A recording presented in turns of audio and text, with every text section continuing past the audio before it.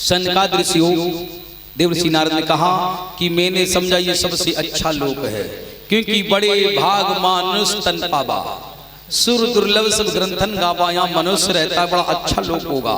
लेकिन यहाँ तो लोग जानवरों से भी बेहतर हैं। जानवरों के नियम धर्म हैं, लेकिन मनुष्य का कोई नियम धर्म नहीं। ऐसे मनुष्य जो भगवान जिनको सबसे प्यारे, भगवान इनको सबसे प्यारा मानता है, क्योंकि भगवान कहता है कि सब मम प्रिय सब मम उपजाए और सबसे अधिक मनुज मोय भाई। ये मनुष्य भगवान को सबसे प्यारा है और ये मनुष्य आज धरती पर सबसे ज्यादा गलत काम कर रहा है। इसलिए मैं रो रहा हूँ और इसलिए रो रहा हूँ कि धरती अब रसातल में चली जाएगी, सृष्टि नष्ट हो जाएगी। इस धरती पर धर्म खत्म हो गया। अगर कहीं कथा भागवत हो तो लोगों को टाइम नहीं है, और कहूँ अगर ढोला नौटंकी हो तो घूरी पे जगह नहीं मिलेगी। हाँ, और घूरे पे जगह नहीं मिलेगी, और नौटंकी ढोला हो तो पंधुआ भाव को चले जड़ा जड़। और ठाकुर जी की कथा हो तो 10 रुपया बड़ी मुश्किल मरूर मरूर जो चढ़ाई दे, हाई ना चढ़ाई दे, हाई चढ़ाई दे कि हाई ना चढ़ाई दे।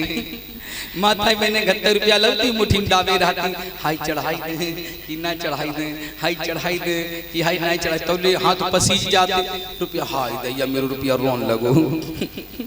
हाथ को पसीज अब बोली हाई रुपया रोन, हाई नहीं चढ़ी पर लौटा ले, नहीं चढ़ी बहु लौटा ले जाती। तो सनकादिक ऋषि से नारद बोले इस धरती पर अधर्म अनीति कार्य हो रहे हैं, इसलिए मैं रो रहा हूं कि भगवान इनको बहुत प्रेम करता है मनुष्यों को, लेकिन मनुष्य में कोई नियम धर्म नहीं है, कोई भाव नहीं, कोई प्रेम नहीं, चारों तरफ बैर विरोध, कोई किसी को अच्छी नजर देखते ही नहीं। इसलिए मैं रो रहा हूं। इधर सनकादिक ऋषि के नारद तुमने कुछ नहीं देखा। इस धरती पर तो मनुष्य इतना मतलबी हो गया है कि मतलब हो तो कहते मतलब हो तो गधा को बाप बना ही ले लो, कहावत है ना।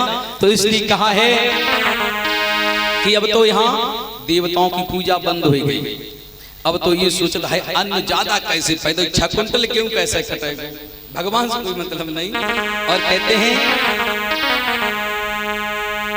कहा है बताया कि श्री अन्य देव की चिंता में और उन देवों पर विश्वास कहाँ, और श्री पेट देव की पूजा में और हरि पूजा का अवकाश कहाँ।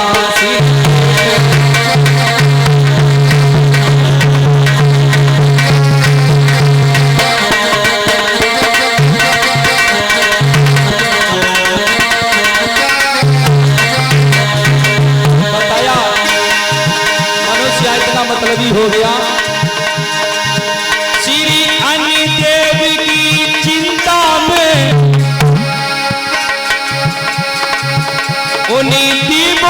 पर विश्वास कहा, श्री पेट देव की पूजा में हर पूजा का अवकाश कहा। श्री पेट देव की पूजा में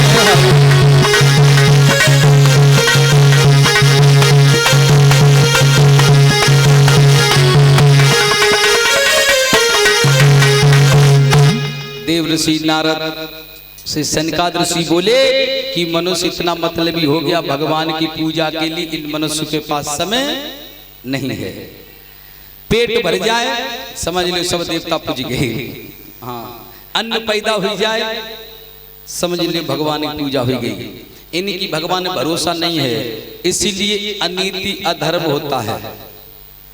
इधर सनकादिक ऋषि नारद दोनों विचार करते हैं कि संत का अवतार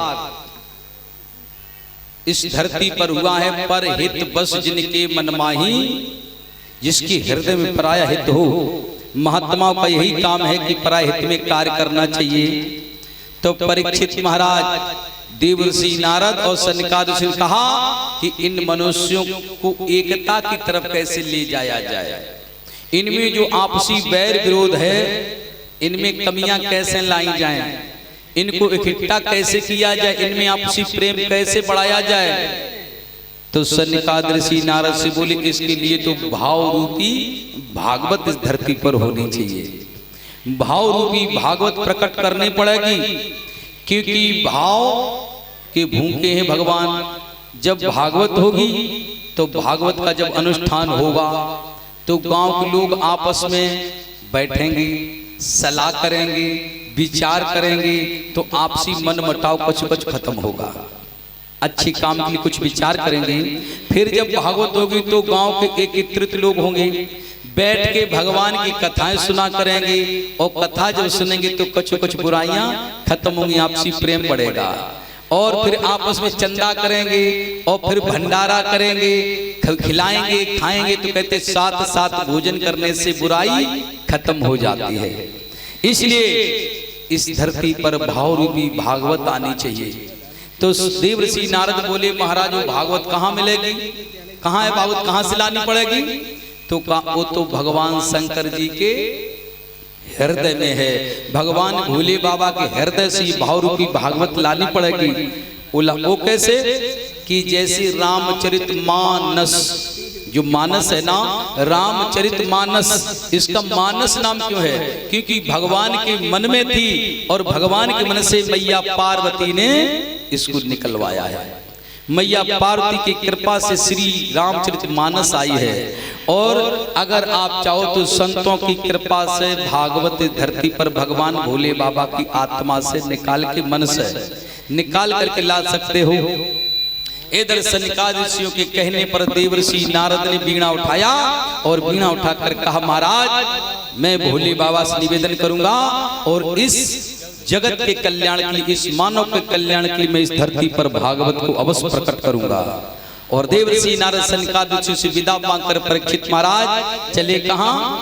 कैलाश, अमरनाथ के लिए प्रस्थान किया है।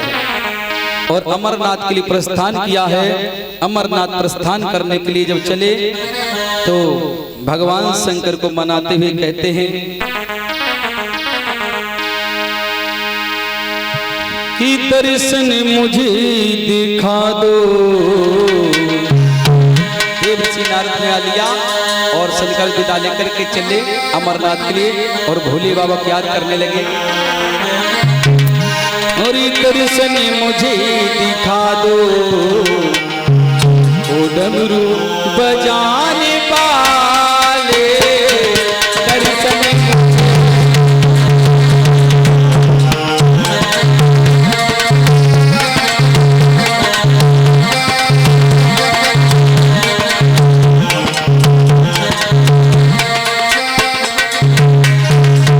दर्शन मुझे दिखा दो।